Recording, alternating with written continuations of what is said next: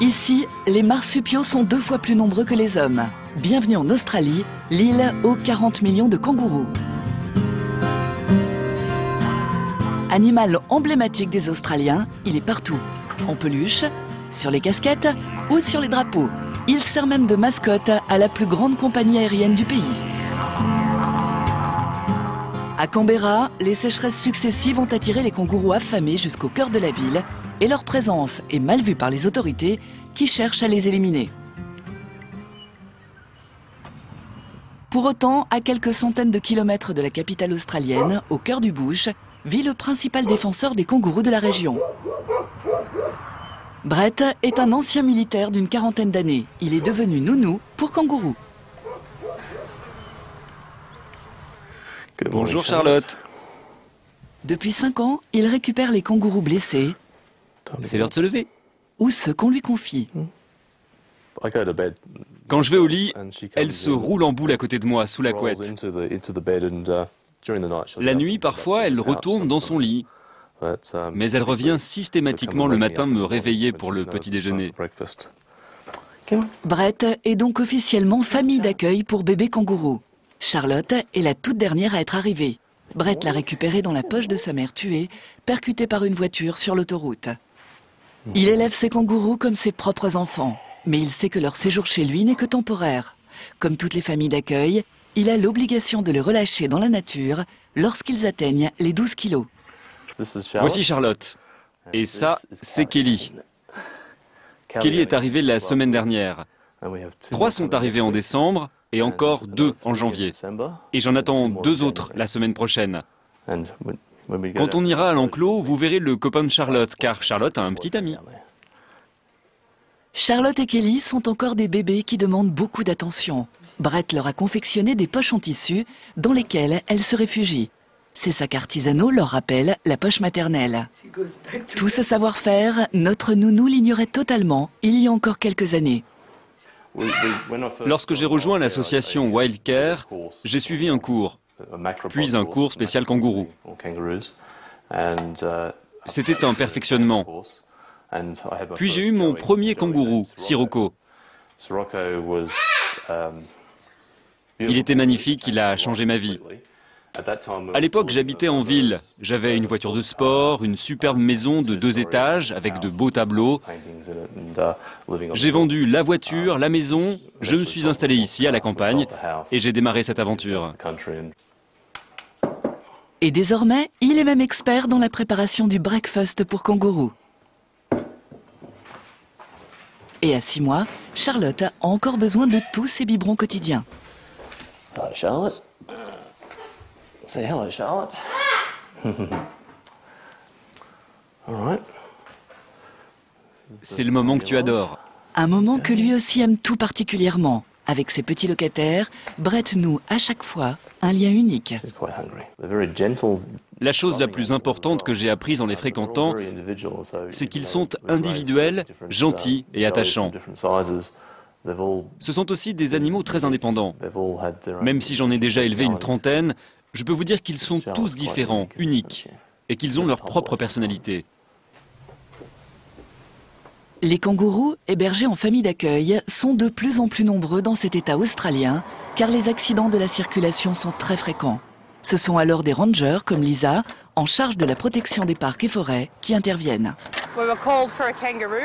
J'ai été appelée pour un kangourou blessé qui a été percuté par une voiture. Malheureusement, il ne peut pas être sauvé, alors je vais devoir l'euthanasier de façon rapide et sûre. Là, je prépare mon arme pour l'abattre.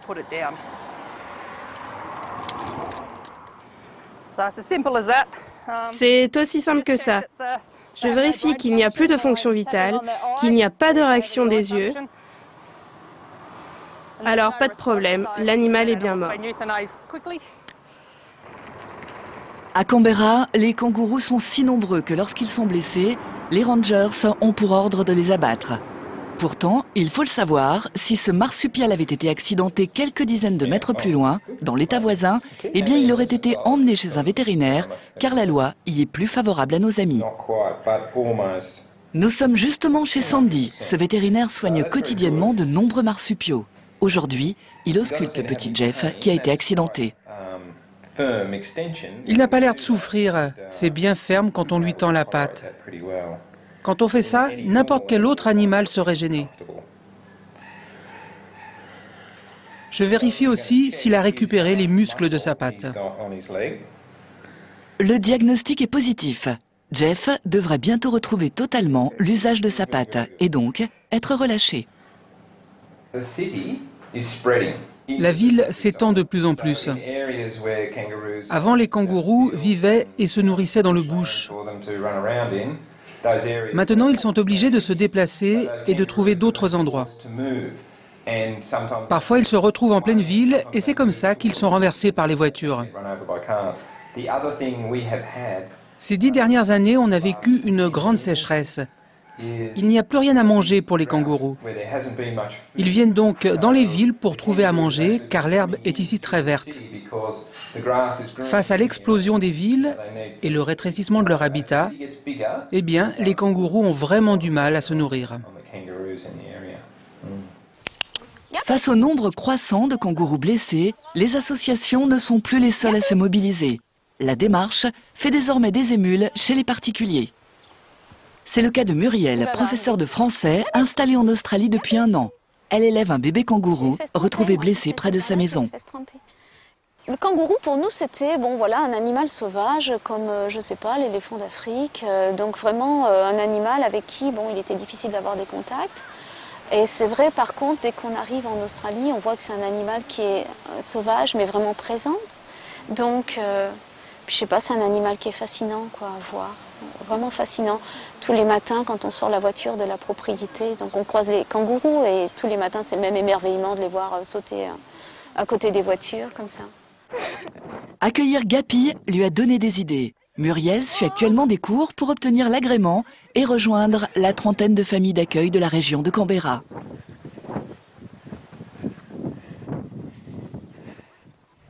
Retour dans la propriété de Brett. Disposant d'un parc de plusieurs hectares, il a pu construire un centre de remise en liberté pour ses marsupiaux et ceux des autres familles d'accueil. Charlotte pèse désormais 12 kilos, le poids nécessaire pour débuter son retour à la nature.